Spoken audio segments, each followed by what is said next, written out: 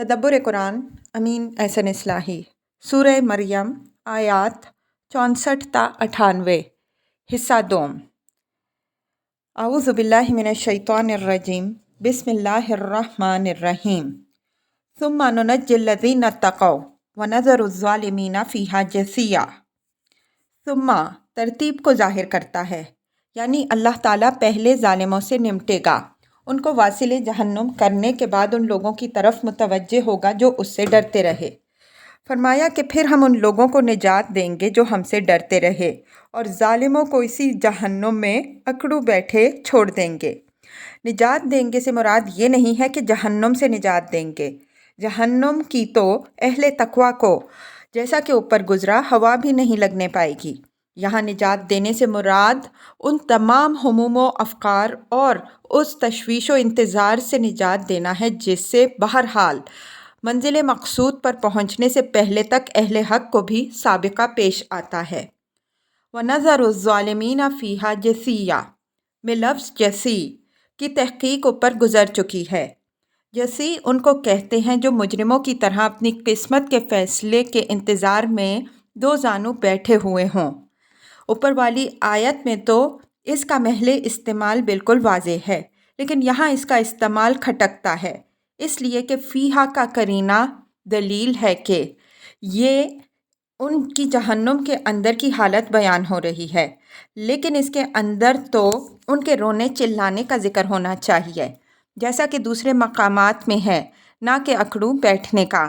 اس مشکل سے بچنے کے لیے اس کا مفہوم ہمارے مفسرین اور مترجموں نے بدل دیا ہے، لیکن یہ تبدیلی لغت سے تجاوز کی نوعیت کی ہے، اس وجہ سے ہم کو اس سے اتفاق نہیں۔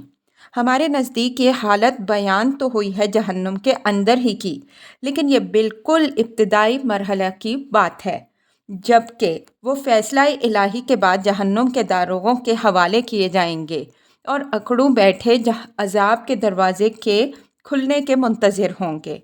اللہ تعالیٰ ان کو دوزخ کے داروغوں کے حوالے کر کے اسی حالت میں چھوڑ کر ان سے بے التفات ہو جائے گا اور اس کے بعد ان کے لیے عذاب کے دروازے کھول دیے جائیں گے۔ وَإِذَا تُتْلَى عَلَيْهِمْ آيَاتُنَا بَيِّنَاتٍ قَالَ الَّذِينَ كَفَرُوا لِلَّذِينَ آمَنُوا أَيُّ الْفَرِيقَيْنِ خَيْرٌ مَقَامًا وَأَحْسَنُ نَدِيًّا۔ یہ ان مغروروں کی ذہنیت واضح کی جا رہی ہے کہ جب ان کو جزا و سزا اور عذاب دنیا و آخرت سے آگاہ کرنے والی نہایت واضح مبنی بر دلائل آیتیں پڑھ کر سنائی جاتی ہیں تو بڑی دیدہ دلیری سے وہ اہل ایمان سے یہ معارضہ کرتے ہیں کہ بتاؤ، مرتبہ و مقام، جاہ و منصب، ایوان و انصار، مجلس اور سوسائٹی کے اعتبار سے تمہارا درجہ اونچا ہے یا ہمارا؟ اگر ہمارا درجہ اونچا ہے اور بالبداہت اونچا ہے تو ہم کیوں کر باور کر لیں کہ ہم خدا کے غضب کے سزاوار ہیں اور ہم پر کوئی عذاب آنے والا ہے۔ ہم تو دیکھتے ہیں کہ خدا کی نظروں میں ہم تم سے زیادہ عزت رکھنے والے ہیں کہ اس نے ہم کو یہ کچھ دے رکھا ہے اور تم ان ساری چیزوں سے محروم ہو۔ وَكَمْ أَهْلَكْنَا قَبْلَهُمْ مِنْ قَرْنٍ هُمْ أَحْسَنُ أَثَاثًا وَرِئْيًا۔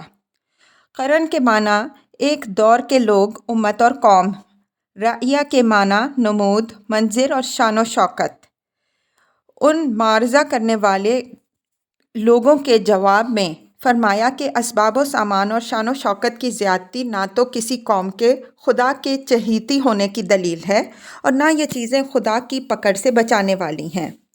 تاریخ میں کتنی ایسی قوموں کی مثالیں موجود ہیں جو اپنے سر و سامان اور اپنی ظاہری چمک دمک کے اعتبار سے ان سے کہیں بڑھ کر تھیں، لیکن جب انہوں نے خدا سے سرکشی کی تو وہ تباہ کر دی گئیں۔ یہاں صرف ان قوموں کی طرف اشارہ ہے، دوسری صورتوں میں ان کی تفصیل موجود ہے۔ قُلْ مَنْ كَانَ فِي الضَّلَالَةِ فَلْيَمْدُدْ لَهُ الرَّحْمَنُ مَدًّا حَتَّى إِذَا رَأَوْا مَا يُوعَدُونَ إِمَّا الْعَذَابَ وَإِمَّا السَّاعَةَ فَسَيَعْلَمُونَ مَنْ هُوَ شَرٌّ مَكَانًا وَأَضْعَفُ جُنْدًا۔ یہ اس سنت الہی کا بیان ہے جو اللہ تعالیٰ اپنے نافرمانوں اور سرکشوں کے معاملے میں اختیار فرماتا ہے۔ ارشاد ہوا کہ اپنی دنیاوی برتری کے زعم میں جو لوگ تمہارے انذار کا مذاق اڑا رہے ہیں ان سے کہہ دو کہ جو لوگ ہدایت کی راہ اختیار کرنے کے بجائے ضلالت ہی میں پڑے رہنا چاہتے ہیں، ان کے ساتھ اللہ تعالیٰ کا معاملہ یہ نہیں ہے کہ ان کے عیش و آرام کو چھین لے یا ان کو فوراً عذاب میں پکڑ لے، بلکہ اس کی رحمت کی شان یہ ہے کہ ان کو زیادہ سے زیادہ ڈھیل دے تاکہ وہ اپنا پیمانہ اچھی طرح بھر لیں اور خدا کی حجت ان پر تمام ہو جائے۔ خدا کوئی کمزور ہستی نہیں ہے کہ اس کو اندیشہ ہو کہ فوراً نہ پکڑا تو شکار نکل جائے گا۔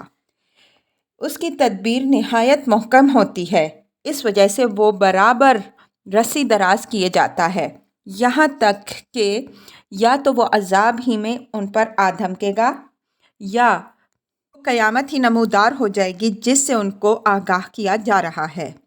اس وقت انہیں اچھی طرح اندازہ ہو جائے گا کہ کون اپنے موقف و مقام کے لحاظ سے برتر اور کون بدتر، اور کون اپنے لاؤ لشکر کے اعتبار سے مضبوط اور کون اس اعتبار سے ضعیف تر ہے۔ اس آیت میں 2-3 باتوں پر نگاہ رکھیے۔ ایک، فَلْيَمْدُدْ کے اسلوب پر۔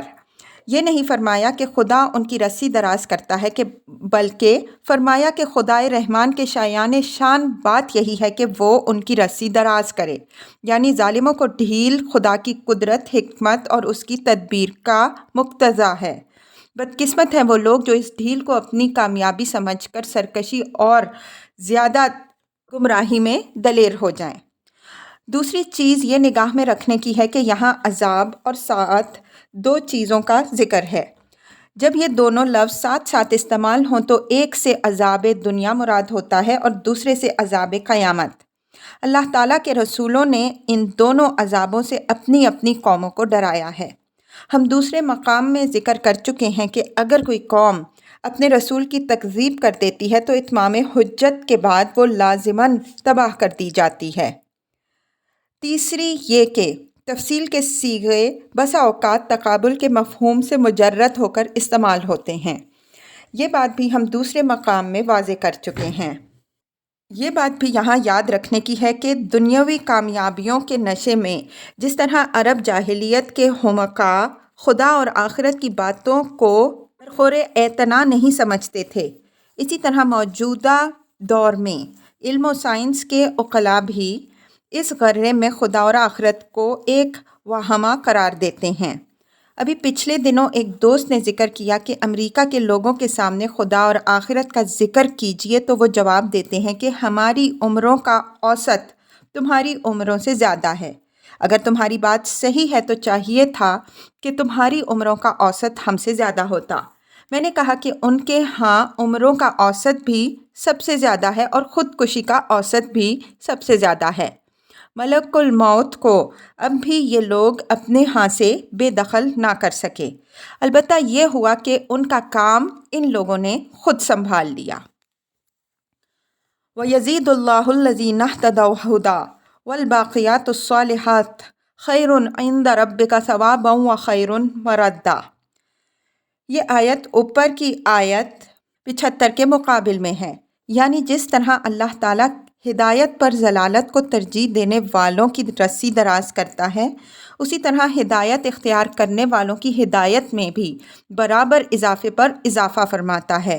اور عاقل کے نزدیک دیکھنے کی چیز یہ نہیں ہوتی کہ کسی کام کا فوری نفع کیا ہے، بلکہ وہ یہ دیکھتا ہے کہ اپنے اجر و ثواب اور اپنے انجام و معال کار کے اعتبار سے کون سا کام بہتر ہے۔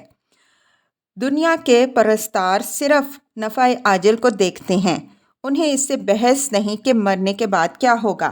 اس کے برعکس بندہ مومن کی نگاہ مستقبل یعنی آخرت پر ہوتی ہے اور وہ اپنے ہر کام کا جائزہ معال کار کے پہلو سے لیتا ہے۔ اس آیت میں اہل ایمان کو تسلی دی گئی ہے کہ تم ان اسباب دنیا پر اترنے والوں کے تانوں کی پرواہ نہ کرو۔ تم اگرچہ بے سر و سامان ہو لیکن تمہاری ہدایت میں دم بدم اضافہ ہو رہا ہے اور تمہارا یہ اندوختہ تمہارے لیے ابدی بادشاہی کی ضمانت ہے، اور تمہیں تانا دینے والوں نے جو سر و سامان اکٹھا کر رکھا ہے یا کر رہے ہیں یہ سب ان کے جلانے کے لیے ایندھن کا کام دے گا۔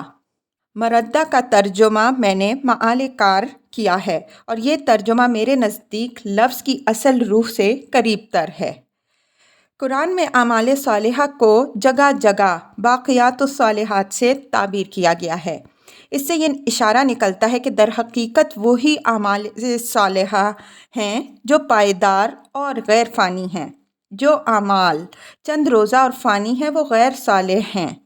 رہا یہ سوال کہ باقی اعمال کون سے ہیں اور فانی کون، تو اس کا جواب یہ ہے کہ جو اعمال صرف دنیا کو مطلوب و مقصود بنا کر کیے جاتے ہیں وہ فانی ہیں، اس لیے کہ دنیا خود فانی ہے۔ باقی رہنے والے اعمال صرف وہ ہیں جو خدا اور آخرت کو مقصود بنا کر کیے جائیں، اس لیے کہ خدا بھی غیر فانی ہے اور آخرت بھی۔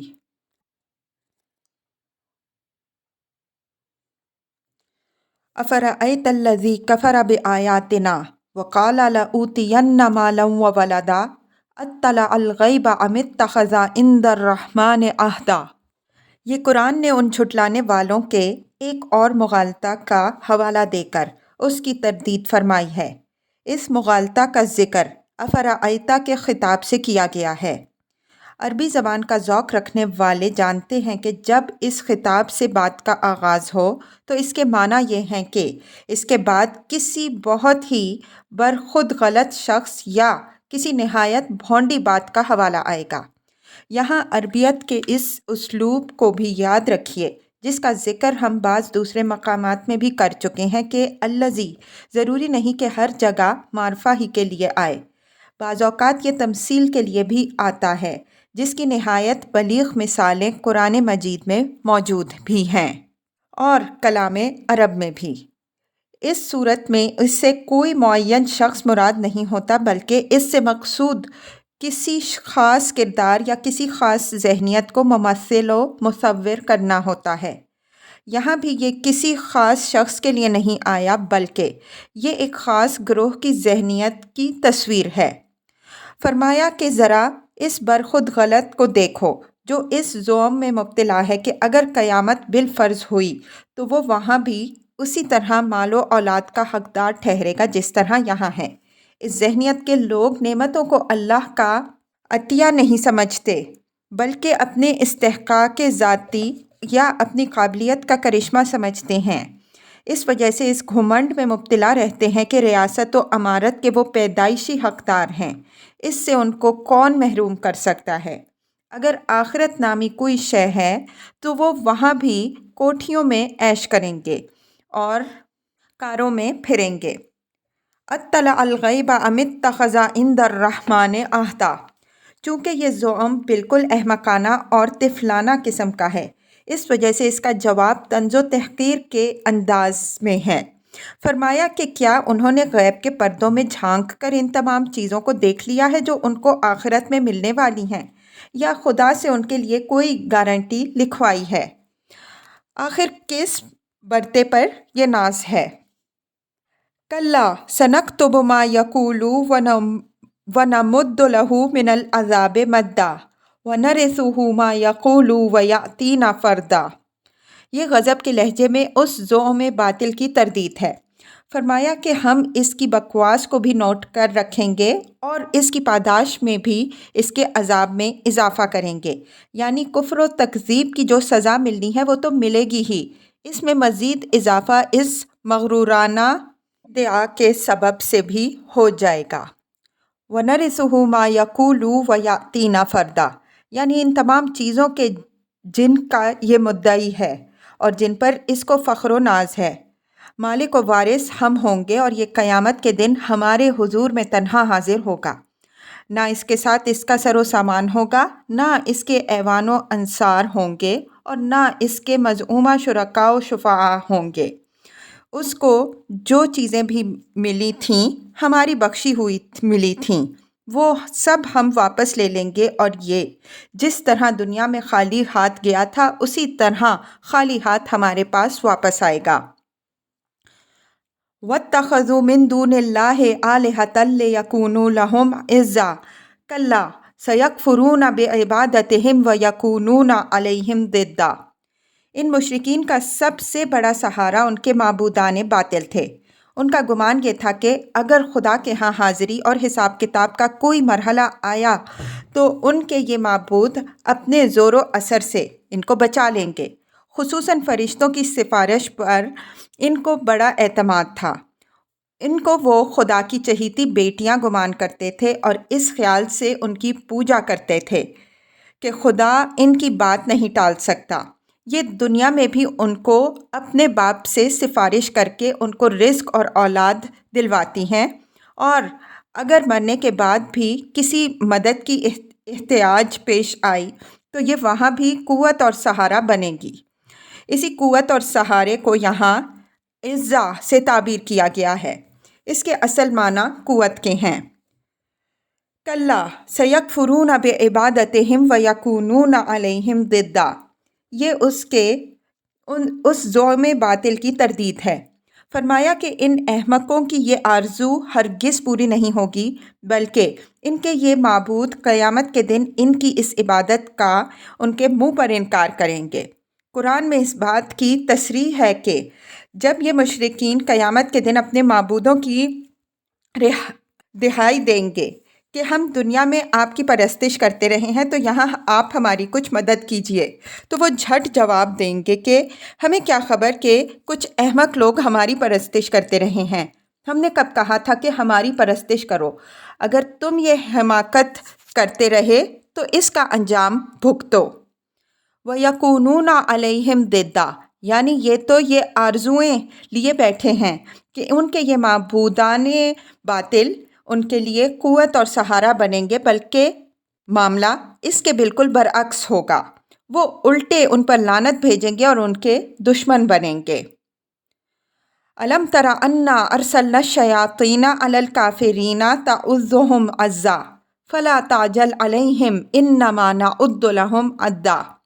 عربی میں جب کہیں گے ارسل الکلب علی الصید تو اس کے معنی ہوں گے کہ کتے کو شکار پر چھوڑ دیا۔ اسی اسلوب پر یہاں فرمایا کہ ہم نے ان کافروں پر شیاطین کو چھوڑ دیا کہ وہ ان کو دعوت حق کے خلاف جتنا اکسا سکتے ہیں اکسا لیں۔ عزا یعزو کے معنی برانگیختہ کرنے، بھڑکانے اور اکسانے کے ہیں۔ ان کافروں کے ساتھ یہ معاملہ اس سنت الہی کے مطابق ہوگا جس کا ذکر سورہ زخرف میں ہے کہ وَمَن يَعْشُ عَن ذِكْرِ الرَّحْمَنِ نُقَيِّضْ لَهُ شَيْطَانًا فَهُوَ لَهُ قَرِينٌ۔ 36۔ جو خدائے رحمان کی یاد دہانی سے آنکھیں بند کر لیتے ہیں ہم ان پر کوئی شیطان مسلط کر دیتے ہیں، بس وہ ان کا ساتھی بن جاتا ہے۔ یہ اللہ تعالیٰ کی طرف سے پیغمبر صلی اللہ علیہ وسلم کے لیے تسکین و تسلی ہے کہ ان مخالفین کی مخالفت سے ہراساں اور پریشان نہ ہو، ان کے بارے میں فیصلہ الہی کے ظہور کے لیے جلدی نہ کرو۔ ان کی مخالفت جتنی ہی شدت اختیار کرتی جا رہی ہے یہ اتنے ہی اپنی تباہی کے قریب ہوتے چلے جا رہے ہیں۔ ان کی حق دشمنی کے سبب سے اب ہم نے ان کے اوپر شیاطین چھوڑ دیے ہیں کہ وہ ان کو جتنا اکسا سکتے ہیں اتنا اکسا لیں تاکہ ان پر ہماری حجت قائم ہو جائے۔ انما نعد لہم عدا، یعنی اب ان کے فیصلے کے ظہور میں دیر نہیں، ان کا پیمانہ لبریز ہوا چاہتا ہے اور گھڑی کی سوئی اپنے آخری نقطے پر پہنچ رہی ہے۔ ہم ایک ایک منٹ کو پورے اہتمام کے ساتھ گن رہے ہیں اور وقت پورا ہو جانے کے بعد ایک پل کے لیے بھی ان کو مہلت دینے والے نہیں ہیں۔ یاد ہوگا اس مجموعہ آیات کا آغاز حضرت جبریل امین علیہ السلام کی طرف سے حضرت صلی اللہ علیہ وسلم کے لیے تلقین صبر اور انتظار سے ہوا۔ وہی مضمون یہ دوسرے انداز سے براہ راست اللہ تعالیٰ کی طرف سے ادا ہوا ہے، جس میں مخالفین کے لیے آخری تنبیہ بھی ہے اور حضرت صلی اللہ علیہ وسلم کے لیے معاملہ کا جلد فیصلہ ہو جانے کی بشارت بھی۔ تعزہم عزا اور فلا تعجل علیہم کے الفاظ سے یہ بات بھی واضح ہوتی ہے کہ یہ آیات اس زمانے میں نازل ہوئی ہیں جب مخالفین کی مخالفت اپنی آخری حد کو پہنچ چکی تھی، یہاں تک کہ حضرت صلی اللہ علیہ وسلم کو بھی ہر وقت اس کشمکش کے فیصلے کے لیے انتظار رہنے لگا تھا۔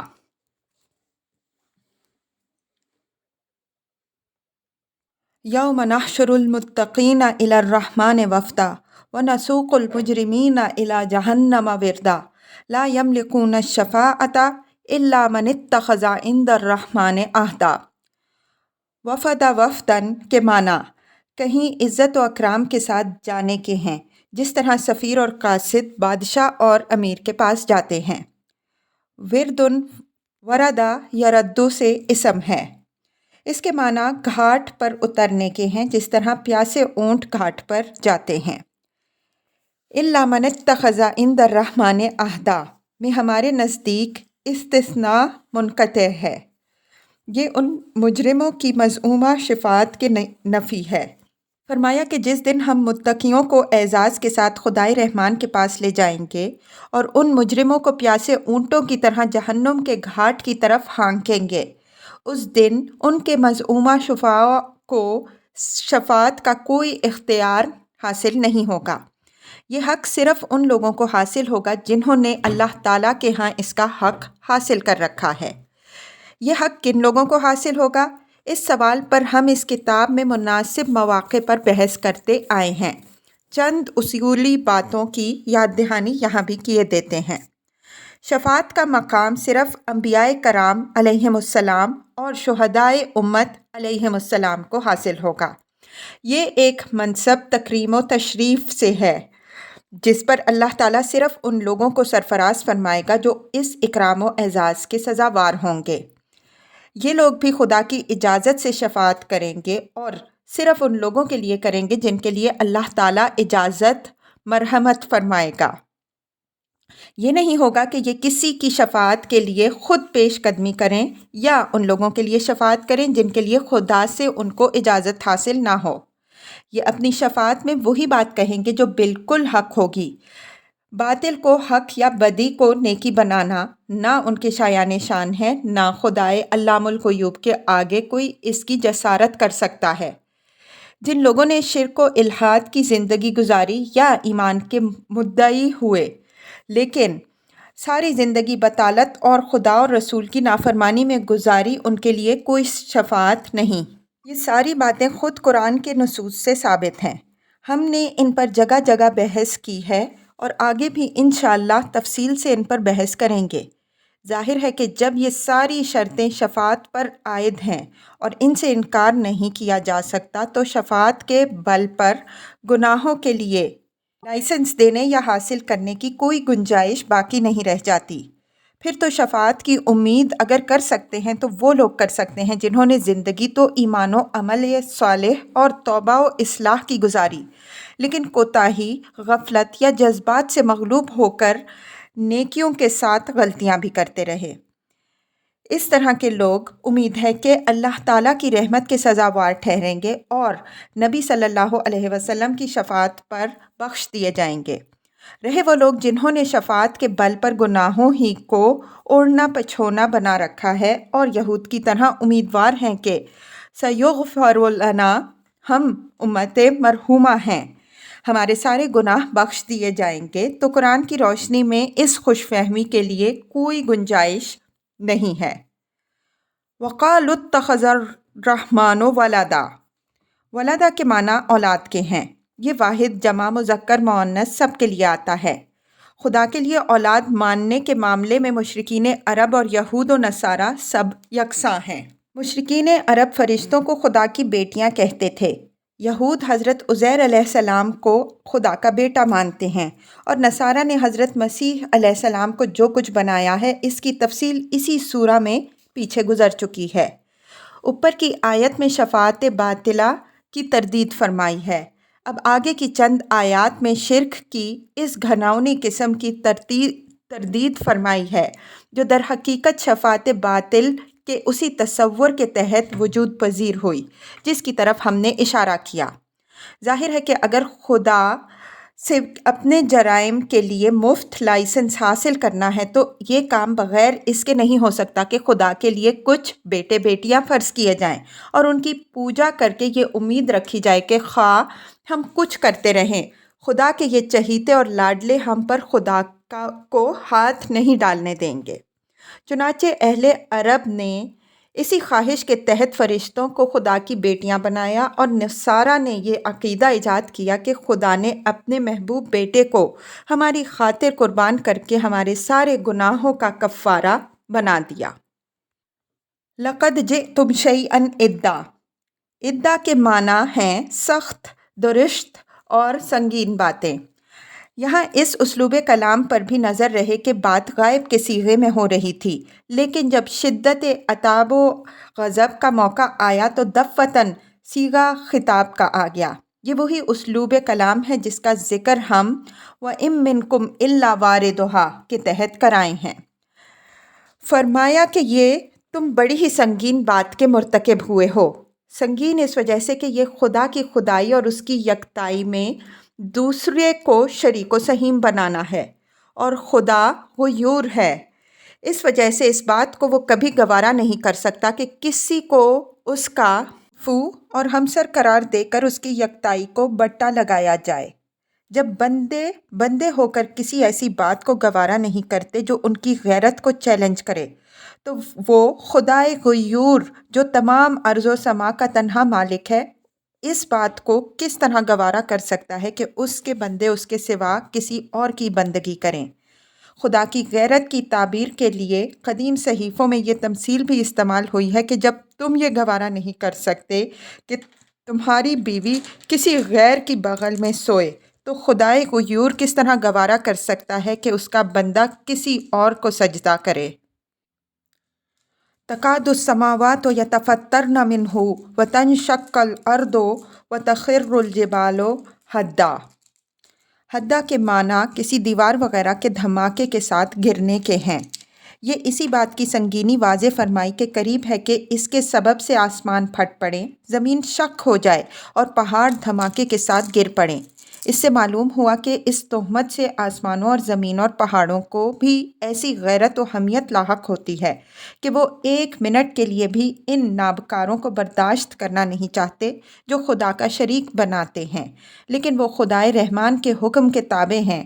اس وجہ سے جب تک وہ کسی گروہ کو مہلت دیتا ہے، اس وقت تک وہ بھی اپنے غضب کو ضبط کرتے ہیں۔ یہ امر واضح رہے کہ یہ کوئی مبالغہ کا اسلوب بیان نہیں ہے، بلکہ ایک حقیقت کا بیان ہے۔ جب ایک غیور بیٹا اس بات کو گوارا نہیں کر سکتا کہ کوئی اس کو اس کے باپ کے سوا کسی اور باپ کی طرف منسوب کر دے یا اس کے باپ کے ساتھ دوسروں کو بھی اس کا باپ بنا دے، تو آسمانوں، زمین اور دریا اور پہاڑ اس بے ناموسی کو کس طرح برداشت کر سکتے ہیں کہ کوئی ان کو خدائے وحدہ لا شریک لہ کے سوا کسی اور کی طرف منسوب کرے یا ان کی خلقت میں خدا کے سوا دوسروں کو بھی ساجی مان لے۔ ہم دوسرے مقام میں یہ حقیقت کی وضاحت کر چکے ہیں کہ آسمان و زمین، سورج اور چاند سب کی فطرت ابراہیمی ہے۔ وہ اپنے مظاہرے اس فطرت تکوینی کا اظہار کرتے ہیں، اور ان کی یہ فطرت اس بات سے ابا کرتی ہے کہ وہ ان لوگوں کو برداشت کریں جو خدا کے لیے اولاد ٹھہرائیں، لیکن ان کی باغیں خدا کے ہاتھ میں ہیں، اس وجہ سے وہ اپنی مرضی سے کوئی اقدام نہیں کر سکتی۔ ان دعوا للرحمن ولدا، یہ آسمان و زمین اور پہاڑوں کے غصہ اور غضب کا سبب بیان ہوا ہے کہ ان کی یہ غضبناکی اس سبب سے ہے کہ لوگوں نے خدائے رحمان پر آل و اولاد کی تہمت لگائی ہے۔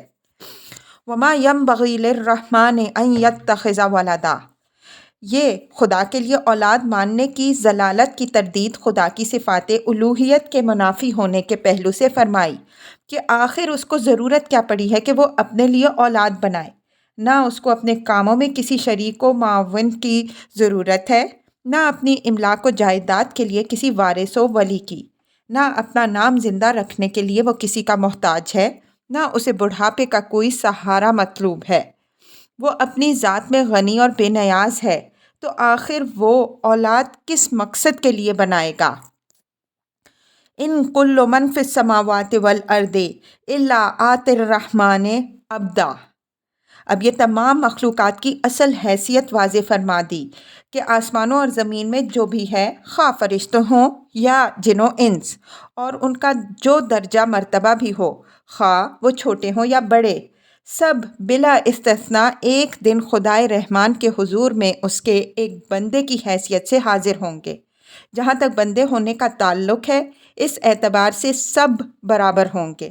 وہاں نہ کوئی خدا کا بیٹا ہوگا نہ بیٹی۔ لَقَدْ أَحْصَاهُمْ وَعَدَّهُمْ عَدًّا وَكُلُّهُمْ آتِيهِ يَوْمَ الْقِيَامَةِ فَرْدًا۔ احصاء کا اصل مفہوم ضبط اور کنٹرول میں رکھنا ہے۔ اب یہ قیامت کے دن ہر ایک کی حاضری کی نوعیت واضح فرما دی کہ سب خدا کے کامل کنٹرول میں ہیں اور ہر ایک کو خدا نے اچھی طرح گن رکھا ہے۔ اس وجہ سے اس بات کا کوئی امکان نہیں ہے کہ کوئی اس کے قابو سے باہر ہو جائے یا گنتی میں کوئی سہو ہو جائے۔ پھر ہر ایک یکا اور تنہا حاضر ہوگا، نہ اس کے ساتھ اس کی اولاد ہوگی، نہ ایوان و انصار، نہ شرکاء و شفعاء۔ نفسی نفسی کا عالم ہوگا اور سب کو خدا کے آگے اپنے باب میں خود جواب دہی کرنی ہوگی۔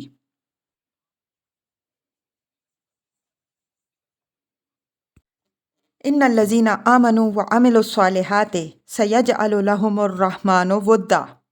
اب یہ ان لوگوں کا ذکر فرمایا جو اس قسم پرسی اور نفسی نفسی کی حالت سے محفوظ ہوں گے۔ فرمایا کہ البتہ وہ لوگ جنہوں نے ایمان و عمل صالح کی زندگی گزاری ہوگی، ان کے لیے خدائے رحمان ہر طرف مہر و محبت کی فضا پیدا کر دے گا۔ یہاں بات اجمال کے ساتھ ارشاد ہوئی ہے، لیکن دوسرے مقامات میں تصریح ہے کہ اس دن اہل ایمان کا خیر مقدم فرشتے بھی سلام و تحیت کے ساتھ کریں گے۔ رب العزت کی طرف سے بھی ان کو سلام کہلایا جائے گا اور خود اہل ایمان بھی ایک فتح مند ٹیم کی طرح ایک دوسرے کو مبارکبادیں دیں گے۔ غرض ہر طرف فضا احسنت مرحباً کے کلمات سے گونج رہی ہوگی۔ اس مجموعہ آیات بلکہ اس پوری سورہ میں آپ نے محسوس کیا ہوگا کہ اسماء حسنیٰ میں سے اسم رحمان بار بار آیا ہے۔ قرآن کی کسی سورہ میں بھی یہ نام اتنی بار نہیں آیا جتنی بار اس سورہ میں آیا ہے۔ میرے استاذ مولانا فراہی رحمہ اللہ نے تو اس سورہ کو رحمانی سورہ کہا۔ ظاہر ہے کہ یہ بات بلا کسی حکمت کے نہیں ہے۔ میرے نزدیک اس کی حکمت یہ ہے کہ خدا کی صفات اور بندوں کے ساتھ اس کے معاملات کے باب میں ملتوں کو بیشتر گمراہی خدا کی صفت رحمانیت کے غلط تصور سے رہی ہے۔ اس سورہ میں دوسرے مطالب کے ساتھ رحمانیت کے غلط تصور کی اصلاح کر کے اس کا صحیح تصور بھی دیا گیا ہے۔ اس وجہ سے اسم رحمان کا حوالہ اس میں بار بار آیا ہے۔ رحمانیت کے غلط تصور نے جو گمراہیاں پیدا کی ہیں ان میں سے بعض کی طرف اشارہ کرنا چاہتا ہوں۔ سورہ میں سب سے پہلے نصارہ کا ذکر ہے، اس وجہ سے پہلے انہی کی گمراہی کو لیجئے۔ ان کی گمراہی میں بڑا دخل ان کے واہمہ کو تھا کہ انسان چونکہ ازلی و ابدی گناہ گار ہے، اس کی نجات کی کوئی شکل ہی نہیں ہے۔ اس وجہ سے خدائے رحمان نے اپنی رحمت سے اپنے بیٹے کو بھیجا جو قربان ہو کر تمام ماننے والوں کے گناہوں کا کفارہ بن گیا۔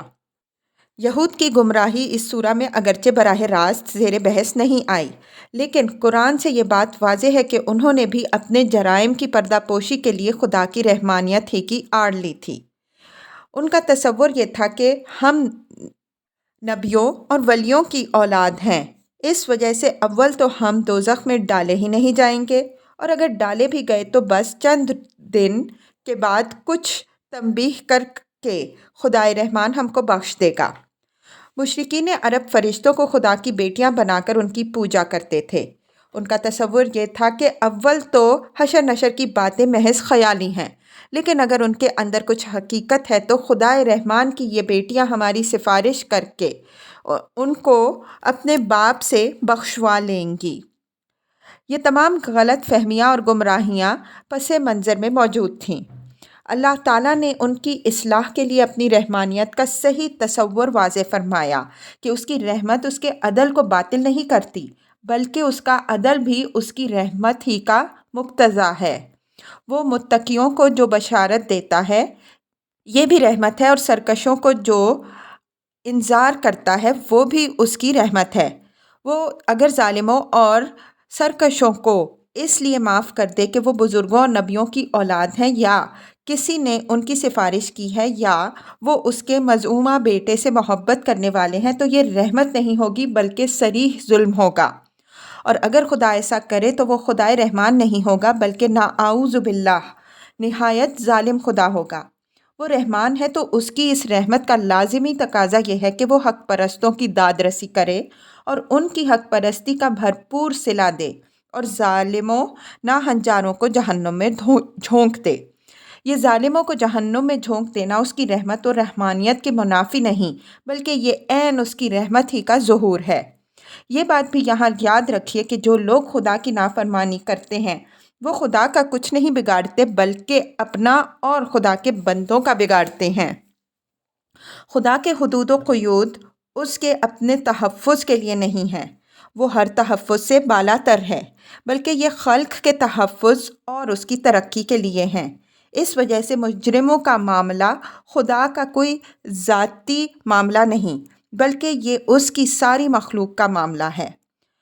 وہ اپنی مخلوق کے ساتھ رحمت کا رویہ رکھے تو اس کی رحمت کا تقاضا یہ ہے کہ وہ کسی مجرم کو سزا دیے بغیر نہ چھوڑے۔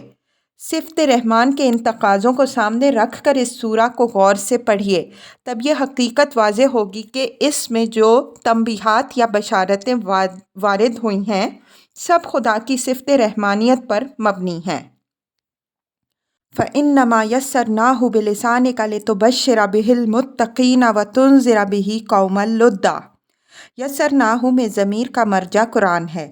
اگر مرجع لفظوں میں مذکور نہیں ہے، لیکن سورہ میں چونکہ شروع سے یہ بحث چلی آ رہی ہے کہ تمام انبیاء علیہم السلام کی اصل دعوت یہی رہی ہے جو قرآن دے رہا ہے، تو گویا زیر بحث یہاں قرآن ہی ہے۔ اس قسم کے سیاق میں ضمیر بلا مرجع لانا نہ صرف یہ کہ کوئی عیب نہیں ہے بلکہ یہی تقاضائے بلاغت ہے۔ یہ اسلوب مرجع کی شان پر دلیل ہوتا ہے کہ یہ ہر چند وہ مذکور نہیں، لیکن بغیر ذکر کر کے بھی ہر شخص اس کو جانتا ہے۔ قرآن میں اس کی مثالیں عام ہیں۔ تیسیر کے معنی عام طور پر لوگوں نے آسان بنانا سمجھا ہے، اور آیت کے معنی یہ لیے ہیں کہ قرآن نہایت آسان ہے۔ اگرچہ یہ بات بجائے خود صحیح ہے کہ قرآن کو خدا نے آسان بنایا، لیکن یہ بات بالکل غلط ہے کہ قرآن کوئی سپاٹ چیز ہے جس کے لیے کسی فکر و کاوش اور تدبر و تفکر کی ضرورت نہیں۔ جن لوگوں کو یہ غلط فہمی ہوئی ہے کہ انہوں نے لفظ تیسیر کا صحیح مفہوم نہیں سمجھا۔ عربی میں اس کا اصلی مفہوم آسان بنانا نہیں بلکہ کسی شے کو اس کے پیش نظر مقصد کے لیے تمام لوازم سے آراستہ کر کے نہایت موزوں اور سازگار بنانا ہے۔ اگر کہیں کہ یسر الفرس للرکوب تو اس کے معنی ہوں گے کہ گھوڑے کو رکاب لگام سے آراستہ کر کے سواری کے لیے تیار کر دیا۔ اسی طرح وَلَقَدْ يَسَّرْنَا الْقُرْآنَ لِلذِّكْرِ کے معنی ہوں گے کہ ہم نے قرآن کو تعلیم و تذکیر کے لیے نہایت موزوں، تمام لوازم سے آراستہ اور نہایت سازگار بنایا ہے۔ قرآن کی تیسیر کے مختلف پہلوؤں پر ادب اور قرآن دونوں کی روشنی میں ہم نے اپنی کتاب مبادی تدبر قرآن میں وضاحت سے بحث کی ہے۔ تفصیل کے طالب اس کی مراجعت کریں۔ قوم اللدہ سے مراد قریش ہیں۔ لد الدو کی جمع ہے۔ الدو کے معنی جھگڑالو، ضدی، ہٹ دھرم کے ہیں۔ اہل عرب اپنی بدویت کے سبب سے اکھڑ بھی تھے اور اپنی امیت کے باعث معاملات دین میں بہت جامد اور متعصب بھی۔ اسی وجہ سے بات بات پر حضرت صلی اللہ علیہ وسلم کے خلاف مورچہ جماتے اور آپ کو زج کرنے کے لیے روز نت نئے مطالبات پیش کرتے۔ اب یہ آخر میں حضرت صلی اللہ علیہ وسلم کو تسلی اور مخالفین کو انذار ہے۔ فرمایا کہ اس نے قرآن کو تعلیم و تذکیر اور اتمام حجت کے لیے ہر پہلو سے نہایت موزوں، مدلل اور قائل کرنے والا بنایا ہے۔ پھر یہ تمہاری اور تمہاری قوم کی زبان میں ہے جس کو تم اچھی طرح سمجھ سکتے ہو، اور اپنی قوم کو اگر وہ سمجھنا چاہیں تو سمجھا بھی سکتے ہو۔ اس کے ہوتے ہوئے کسی اور چیز کی ضرورت نہیں۔ اس سے متعلق تمہاری ذمہ داری یہ نہیں کہ تم لوگوں کو اس کا قائل کرو۔ تمہارا فرض صرف یہ ہے کہ جن کے اندر خوف خدا ہے ان کو فوز و فلاح کی خوشخبری سنا دو۔ رہے وہ لوگ جو جھگڑنے کے لیے آستینے چڑھائے ہوئے ہیں تو ان کو دنیا اور آخرت دونوں کے عذاب سے خبردار کر دو۔ یہی مضمون سورہ طٰہٰ میں یوں وارد ہوا ہے۔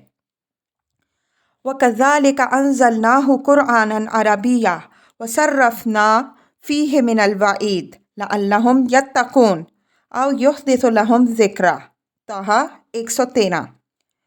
چنانچہ ہم نے اس کو اتارا عربی قرآن کی صورت میں اور اس میں اپنی وعید گوں نہ گوں پہلوؤں سے بیان کر دی تاکہ وہ خدا کے غضب سے بچیں یا یہ ہو کہ وہ از سر نو ان کی یاد کو بیدار کر دے۔ وَكَمْ أَهْلَكْنَا قَبْلَهُمْ مِنْ قَرْنٍ هَلْ تُحِسُّ مِنْهُمْ مِنْ أَحَدٍ أَوْ تَسْمَعُ لَهُمْ رِكْزًا۔ رِکس کے معنی آہٹ، سنگن اور کھٹکے کے ہیں۔ مطلب یہ ہے کہ تم اپنا فرض انذار و تبشیر ادا کر دو۔ جو لوگ تمہاری بات نہیں سنیں گے وہ اپنا انجام خود دیکھیں گے۔ تاریخ میں ان کے لیے کافی سامان عبرت موجود ہے۔ ان سے پہلے کتنی ہی قومیں ہمارے عذاب کی زد میں آ چکی ہیں، تو کیا تم آج ان میں سے کسی کی کہیں بھی بو محسوس کرتے ہو یا ان کی کہیں آہٹ بھی سنتے ہو؟ اسی طرح یہ بھی تمہاری تکذیب کی پاداش میں بے نام و نشان ہو جائیں گے۔ ان سطروں پر اس سورہ کی تفسیر تمام ہوئی۔ اللہم ارنا الحق حقا وارزقنا اتباعہ وارنا الباطل باطلا وارزقنا اجتنابہ۔ صلی اللہ تعالی علی محمد وبارک وسلم۔ لاہور، 27 نومبر 1972۔